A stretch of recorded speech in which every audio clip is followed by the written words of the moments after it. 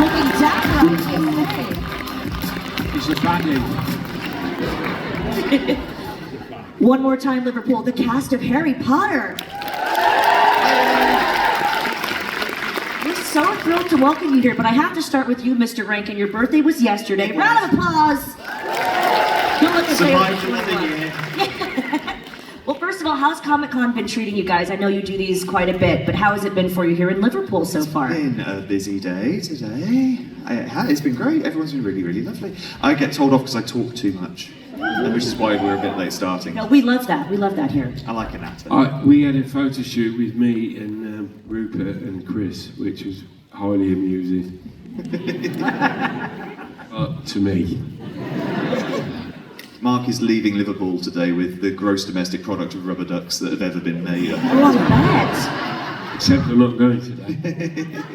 I bet you have quite the collection of rubber ducks, is that right? I did. It was good when the kids were little, but it's not so good now.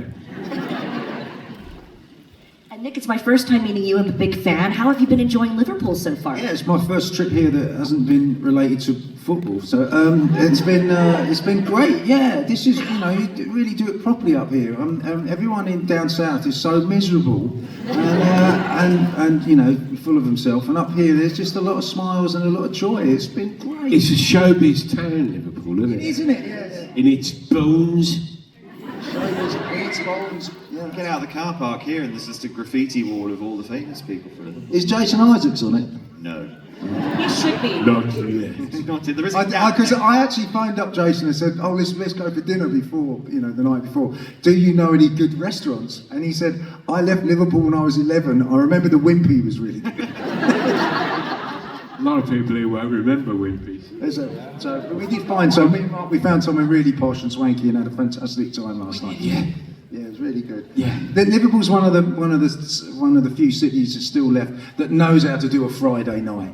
Yeah. You know, it's best shoes, best clothes, everybody's out. It's a Friday night, it's great, you know, so. It's so true. I asked my husband, I said, is there some sort of game on? He goes, no, that's just Liverpool on a Friday night. That's right. Awesome. Well done, you guys. You know how to make a weekend happen. They sure do. They sure do. Well, I have to ask, what's it like for all of you to be reunited? Because it's not just the three of you. We have so many Harry Potter people at this convention. What's it like to see all of your old mates?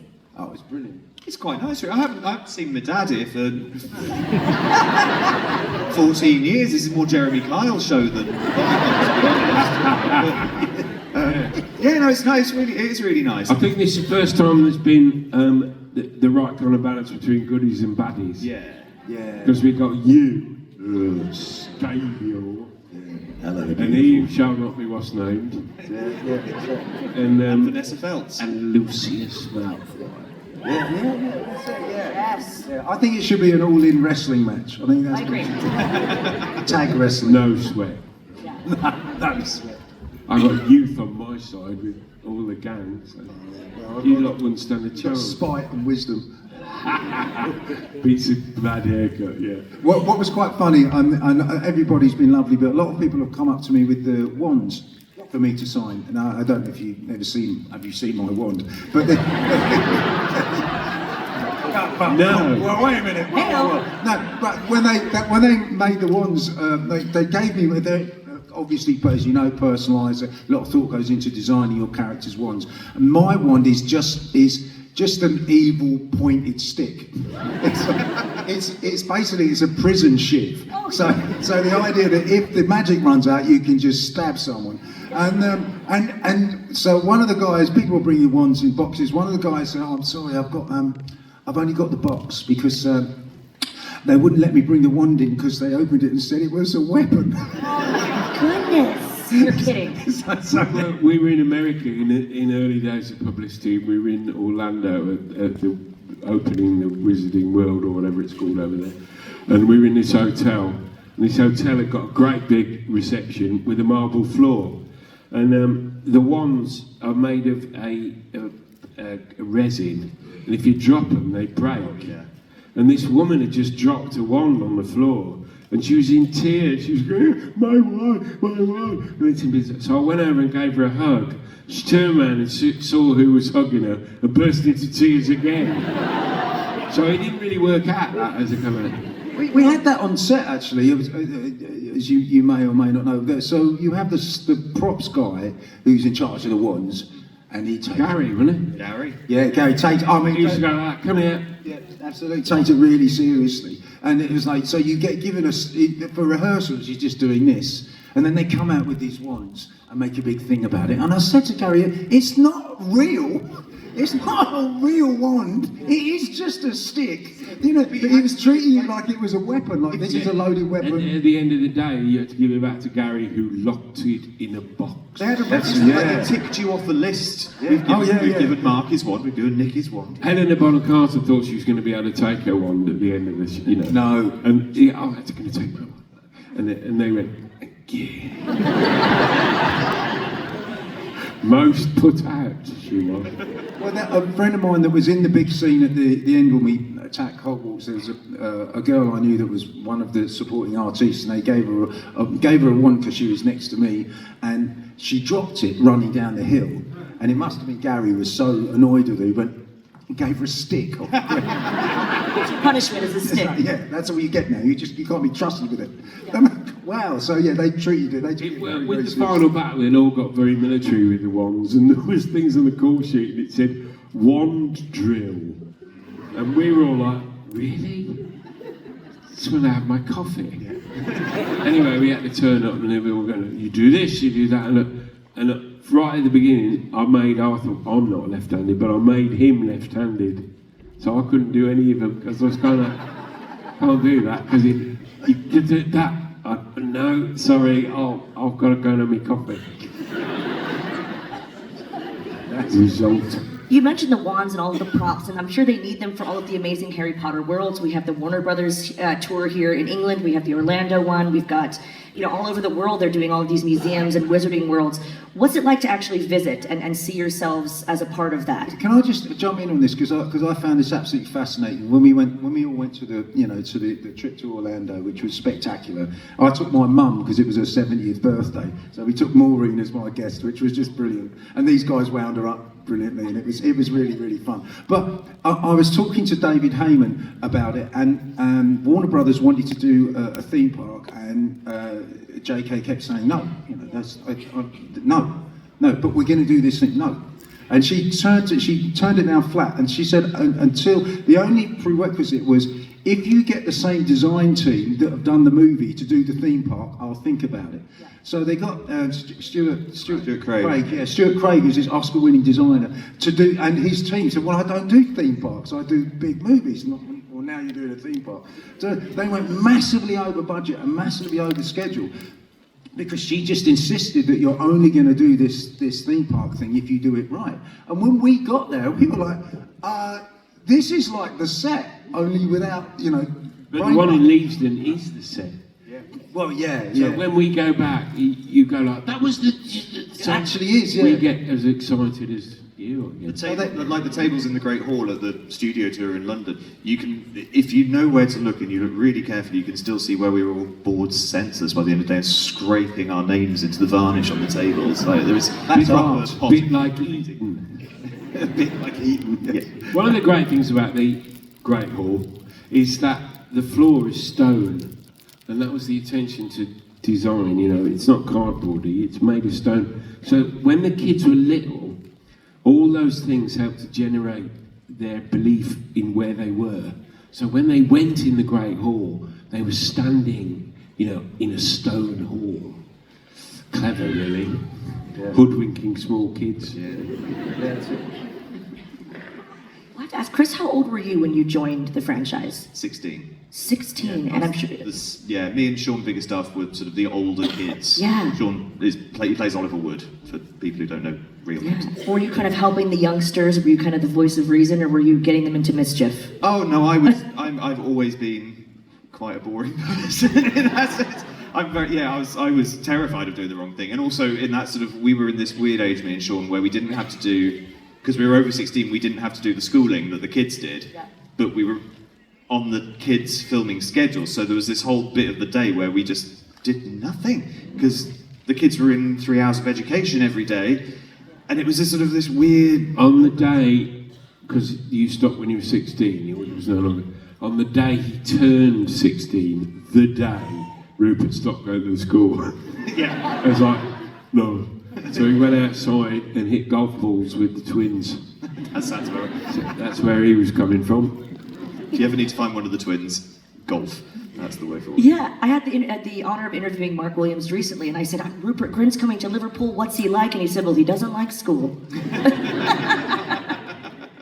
What was the experience for you like, and how did the role of Scabier come to you, Nick? Well, first of all, just I just wanted to add on to the school curriculum concepts, because when I got to it, they were all grown-ups. They're all like, in their late teens.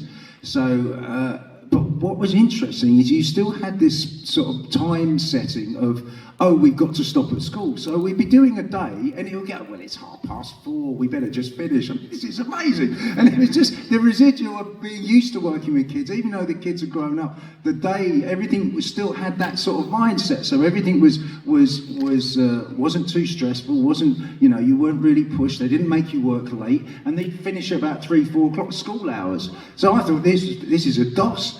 This could be the easiest film I've ever been in. I don't remember that. Oh, I remember shooting in the Burrows in the winter, doing night shoots. oh, that's different. And as you know, the winter nights are quite long, aren't they?